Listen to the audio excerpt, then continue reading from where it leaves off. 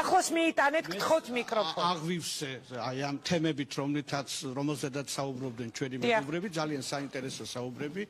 და ხშირად იყო ნახსენები, რა თქმა უნდა, თვით ადოლფ ჰიტლერი, ბისმარკი, რამის ჩავედით შუა საუკუნეებში. ცოტა ახლოს რა თუ შეიძლება. ალბათ მივალთ მარე ნერონთან, იმიტომ რომ თუ კი ვინმე იყო ტყვე, როგორც თავის დროზე ეპიქტეტი წერდა ხომ, ადამიანი შეიძლება მონა იყოს მაშინაც კი, როდესაც ის თავისუფალი შეიძლება იყოს, როდესაც ის მონაა და ასახელებდა დიოგენს, შეიძლება ტუსაღიც კი თავისუფალი იყოს ისე როგორც სოკრატე, მაგრამ შეიძლება იმპერატორიც იყოს მონა, თავისივე ნებების და თავისივე ძალაუფლების მონა.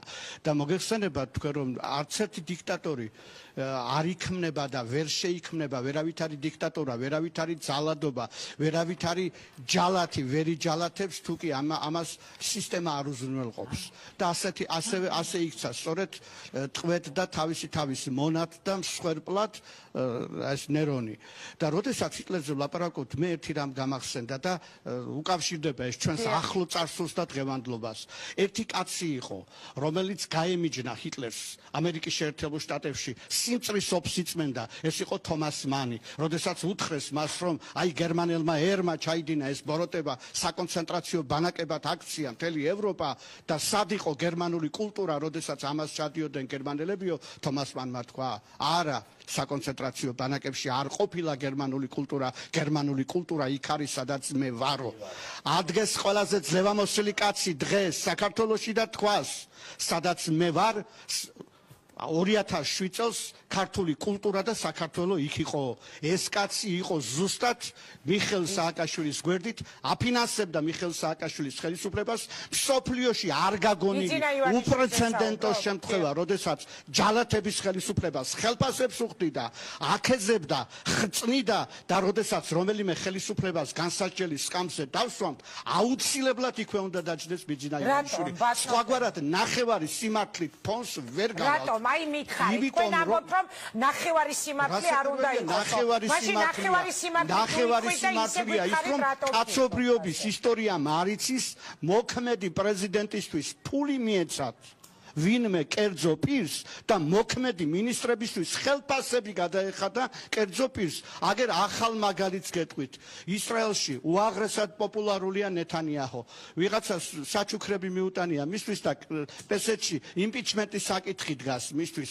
თქვენ წარმოიდგინეთ, ქართული მედია, ქართველი საზოგადოება, ჩვენ ვლაპარაკობთ დღეს, რამდენად ობიექტური, რამდენად სამართლიანი იქნება არჩევნები, მაშინ როდესაც უკვე ვიცით, რომ არავით არის არჩევნები, არავით არის სამართლიანი არჩევნები, ასეთ პირობებში არ ჩატარდება, ვერ ჩატარდება, სადაც ერთ პინაზე დევს მილიარდები და მეორე პინაზე დევს მშიერი, ღატაკი, ღარიბი, უუფლებო მასა. იქ არჩევნებზე ლაპარაკი არ შეიძლება. ჩვენ კარგად ვიცით, ბატონებო, რომ ძველ რომშიც კი ხმები იყიდებოდა, საგანგებო შტატები იყო დისტრიბუტორების და ციცერონი წერს, რომ გავიყიდი ამ არჩევნების დროს. რატომ იცით?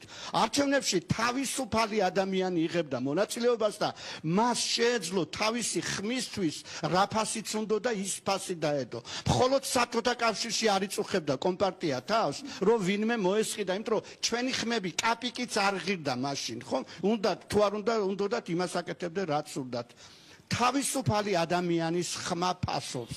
რამდენად არის დღეს საქართველოში ამომრჩეველი თავისუფალი? რა განსაზღვრავს მოქალაქის თავისუფლებას? უწინარესყოვლისა პოლიტიკური თავისუფლება, იცი ძაღლიყებს ქარავანი მიდის, ეს არ არის თავისუფლება. ხო ლაპარაკობ, რასაც გინდა და არავინ ქუჩაში არ გხრեց.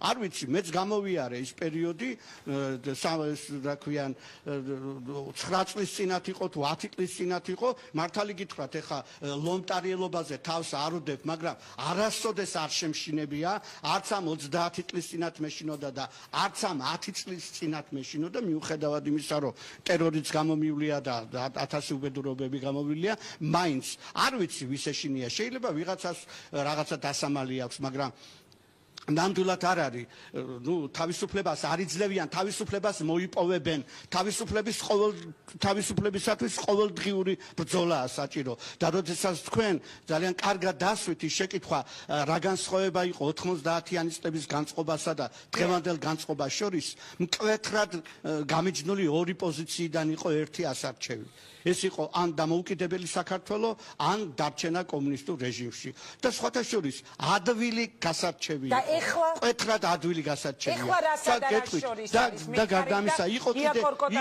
კიდე აი ამ იდეას დამოუკიდებლობის იდეას ისეთი გრანდები უმაგრებდნენ ზურგს როგორც ილია ჭავჭავაძე იყო და საერთოდ მთელი კაცობრიობის საუკეთესო ნაწილი უმაგრებდა ზურგს თავისუფლების იდეას და არ შემცდარა ქართველი ადამიანი არ შეიძლებოდა ამ იდეაში ტყუილის თქმა ვერ სიცრუე ვერ გაიჟღერებდა ამ იდეაში ეს იმდენად ანკარა იდეა იყო დღეს ძალიან ბევრი სიცრუეა დაგროვილი პოლიტიკა იქცა სხვათა შორის ჰიუგოს აქვს ეს ძალიან კარგად როდესაც ჩვენო ვლაპარაკობთო რომ ეს სახელმწიფო მოღვაწეაო იმ თავით ვებ გულისხმობთ რა კი სახელმწიფო მოღვაწეა ეს იმას ნიშნავს რომ ის მოხერხებული კაცია ხოლო თუ მოხერხებული კაცია ეს პირდაპირ იმას ნიშნავს რომ ის თაღლითია დღეს მთელი ჩვენი პოლიტიკური სივრცე სავსეა თაღლითებით შულერებით ადამიანებით რომელთაც შეუთავსებლის შეთავსება სურთ ერთი ხელით უნდათ ჯიბი აივსონ ფულით აუკრძალეს